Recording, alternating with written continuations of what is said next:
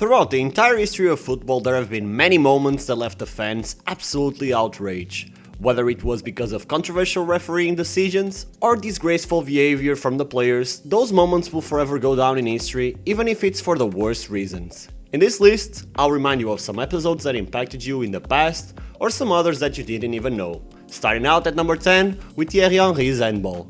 This one made headlines all around the world. In 2009, France weren't the almighty team that you see today, or that it was in the beginning of the century. In fact, they were fighting tooth and nails to beat the modest Republic of Ireland in a playoff to qualify for the 2010 World Cup. And 17 minutes before the end of extra time, French captain Thierry Henry assisted his teammate's Gala's goal with his hand and sent France to the World Cup. The Football Association of Ireland and their own Prime Minister complained to FIFA as they wanted the game to be replayed. Incredibly, their request was denied and they didn't receive any compensation. 13 years later, and Ireland still haven't qualified to the World Cup. France didn't have the last laugh though, as they finished dead last in the group stage of the World Cup. Continuing on with number 9, Vampire Suarez. Yep, for a while Suarez was a vampire of football, and not because he was around forever, but because he literally beat his opponents. That man loves controversy, and way before that, he had already denied Ghana a last-minute match winner in the quarterfinals of the 2010 World Cup with a handball, calling it the save of the tournament. But it was these forbidden feasts that put him in trouble. He started his indulgence in 2010 when he beat PSV Eindhoven's Otman Bakal on the shoulder. Then, in 2013, he was suspended for 10 games for biting Chelsea's Ivanovic on the arm. Finally, at the 2014 World Cup in Brazil, Suarez knocked on Italy's Giorgio Chiellini, biting on the shoulder, and promptly received a 4-month ban. It was absolutely ridiculous, but I guess at the third time he learned his lesson. Number 8, Ronaldo Seizure. This one is more mysterious than controversial in my opinion, but I still believe it should be included. In 1998, Ronaldo was arguably the best player on the planet. He came to the World Cup off the back of a stunning 34-goal debut season with Inter Milan and had netted 4 times up to the final. Ronaldo then suffered a convulsive fit in the build-up that required neurological and cardiac tests, was left off the team sheet 72 minutes before the match, and yet was somehow named to the starting 11 just a half hour later amid rumors of division in Mario Zagallo's camp. There are many theories regarding this case, including Nike pressuring the player, FIFA paying Brazil to lose in the final, but the most likely case is that a nervous breakdown caused the episode. Moving on with another World Cup controversy, Lampards' ghost goal. Nowadays, goal line technology is the norm and is mostly due to Frank Lampard. Not because of the former Chelsea player per se, but rather due to his ghost goal versus Germany at the round of 16 stage of the 2010 World Cup. This goal would tie the match, and many English folks argue that the Three Lions would likely win the match after that. Although I believe the refereeing decision was completely wrong, England in 2010 simply didn't have what it took to beat a German team that would only fall at the end of prime Spain. Thankfully, 2 years later, goal line technology was approved, so this episode wasn't for nothing. Up next, number 6, Zidane's headbutt. This is the first big football moment that I remember seeing live. It was Zinedine Zidane's final match ever, and what better way to end your career than with a World Cup win.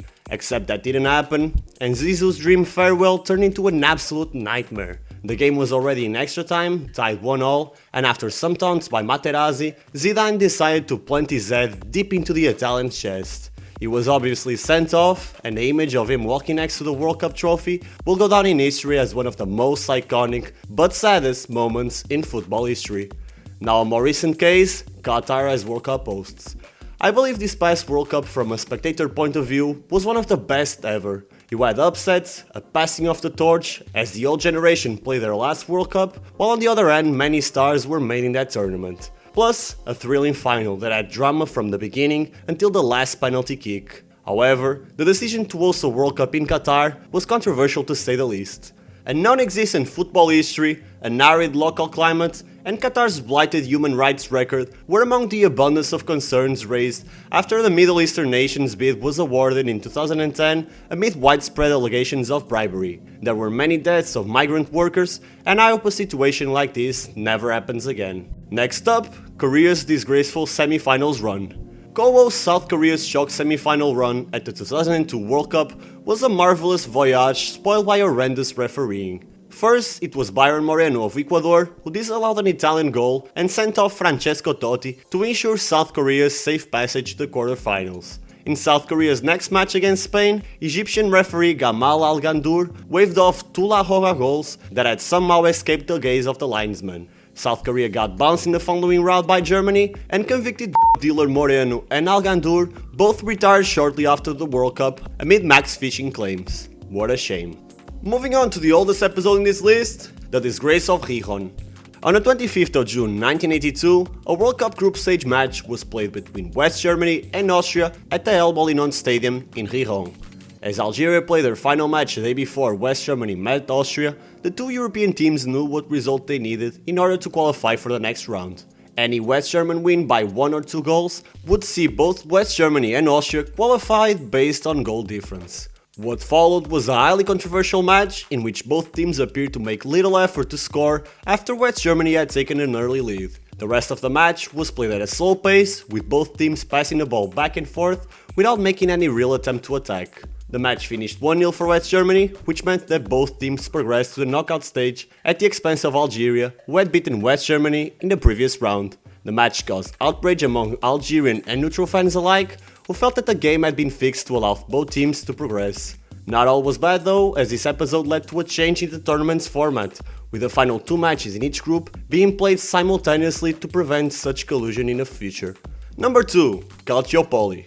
Calciopoli was a football scandal that occurred in Italy in 2006. The scandal involved several Serie A teams and referees that were accused of fixing matches in order to influence the outcome of the championship. The investigation began in 2004 after the police intercepted phone conversations between Juventus executive Luciano Moggi and several referees that revealed that Moggi had been pressuring them to favor Juventus in their matches.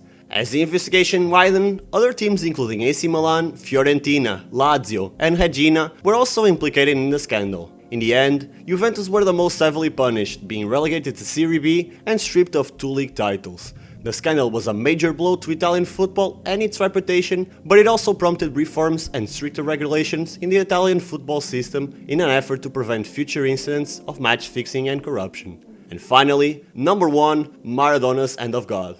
The End of God is a term used to describe a controversial goal scored by Diego Maradona during the 1986 World Cup quarter-final match between Argentina and England. In the 51st minute of the game, Maradona used his left hand to punch the ball into the net just over the head of English goalkeeper Peter Shilton.